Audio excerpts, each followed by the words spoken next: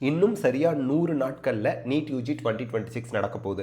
இந்த 100 நாட்கள எப்படி எஃபெக்டிவா பயன்படுத்துறது? ஒவ்வொரு நாளும் 10 மணி நேரம் நீங்க படிச்சீங்க அப்படின்னா, 100 இன்டு 10 1000 மணி நேரம் படிச்சிருப்பீங்க. ஒரு எக்ஸாமுக்கு 1000 மணி நேரம் படிச்சா கண்டிப்பா அதுல வெற்றி உறுதிங்க. அப்போ எந்த ஒரு நாளையும் காம்ப்ரமைஸ் பண்ணிறாதீங்க. சொந்தக்காரங்களுக்கு மேரேஜ், ஃபங்ஷனு, வீட்டுக்கு சொந்தக்காரங்க நெறைய பேர் வந்துட்டாங்க. யார் வந்திருந்தாலும் சரி, எந்த ஃபங்ஷன் நடந்தாலும் சரி, எந்த சூப்பர் ஹீரோவோட படம் வந்தாலும் சரி, அடுத்த வருஷம் டாக்டர் ஆயி அவங்க கிட்ட பேசிக்கலாம். டாக்டர் ஆயி அந்த படத்த பார்த்துக்கலாம். டாக்டர் ஆயி பொங்கல் செலிப்ரேஷன் பண்ணிக்கலாம்.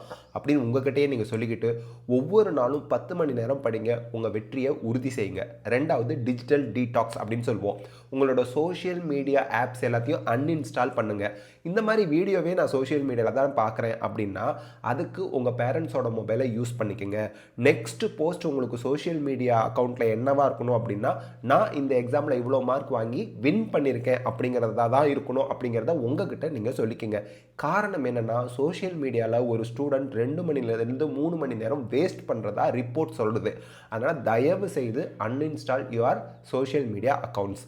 கடைசியாக ஒரு நாளைக்கு 7 மணி நேரம் தூங்குங்க. எப்போல்லாம் நமக்கு செல்ஃப் டவுட் வருதோ, எப்போல்லாம் நமக்கு டீமோட்டிவேட்டடாக ஃபீல் பண்ணுறோமோ, அப்போ படுத்து தூங்கிட்டீங்க அப்படின்னா, அது ஒரு ரெஃப்ரெஷ்மெண்ட்டை கொடுக்கும். தூங்கி எழுந்திருக்கும் போது ஒரு புதிய ஆரம்பம் மாதிரி நம்மளால் முடியும் அப்படிங்கிற உத்வேகத்தை கொடுக்கும்.